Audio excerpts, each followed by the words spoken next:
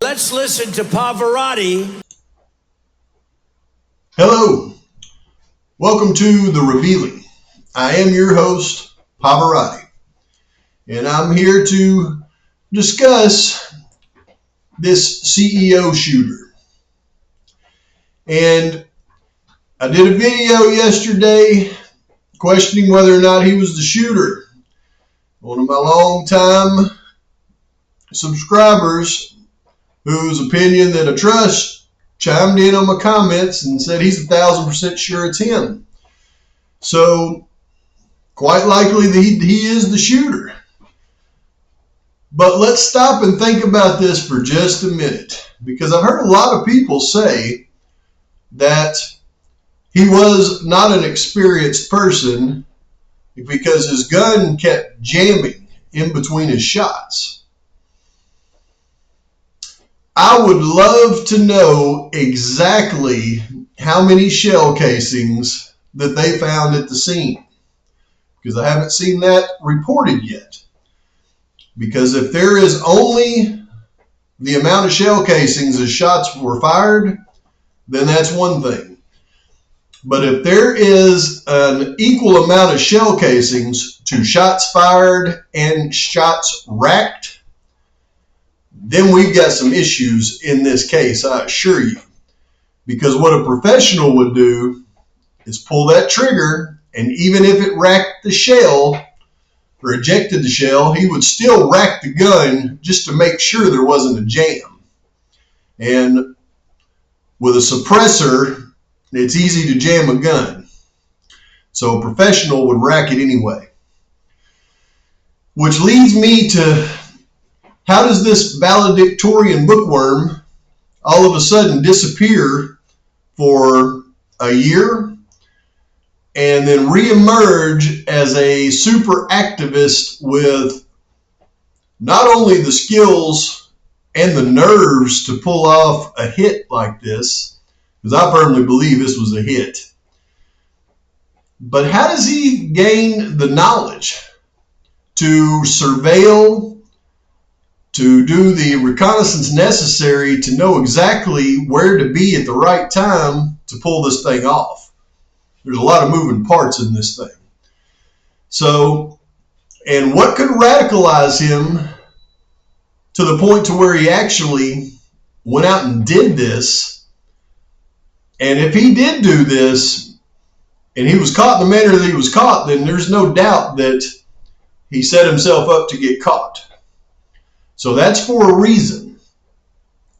So what could have happened to him to not only teach him how to do this, but also radicalize him in a way that they would make him want to be the mouthpiece for this situation? Folks, it's bigger than it looks. If this is the guy, and I'm not saying for sure this is the guy yet, but if this is the guy, then it is way bigger than you can possibly imagine. There is more involved. This is a group effort. And this is a group that has the ability to teach somebody to be able to pull something like this off. I mean, there's no way around that. And let's talk about this healthcare for just a minute. I mean, what is it that they're trying to fix? I understand that high quality, low cost healthcare is a unicorn. It always has been. There's many people out there that suggest we should go to systems like they have in Canada or in Europe or in the UK, where it's universal healthcare.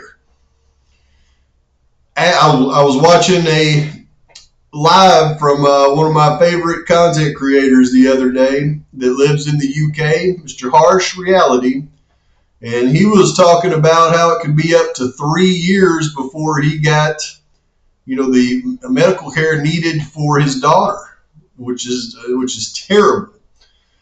So that's what you get when you go universal health care, when you put the government in charge of health care, because guess what? Then they control the prices and they control how much they pay. For example, doctors, nurses, You see, once the government takes over, all of those enterprising young students that want to be doctors, see, they want to be doctors for a reason, because they want to help people, but they also want the benefits of the financial gain from being a doctor. If you take that away, you don't have enough doctors. You don't have enough quality doctors. And then the government is just perpetually slow in everything that they do. I know here in the States, if you go to register your vehicle or renew your tags, you have to go to the local revenue office, and that's a little state or city run office, and it is snail pace slow to the point where you would like to stick your head through a chalkboard, not run your fingers down it. So with healthcare, it's just the same thing on a bigger scale. Now, I do realize that for people that don't have health insurance or can't afford health insurance, that it is a absolute killer to a family if when somebody inevitably gets sick.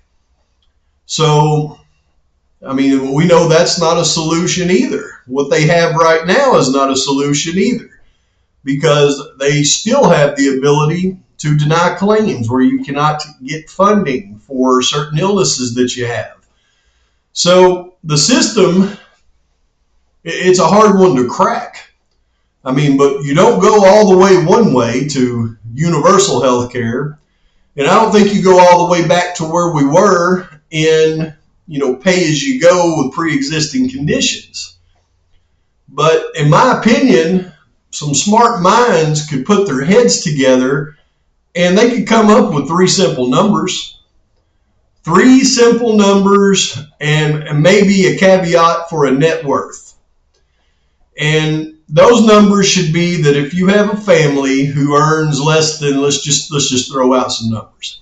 If you have a family that earns less than, say, $120,000 a year, right? Or if you're elderly and you're retired, we already have Medicare.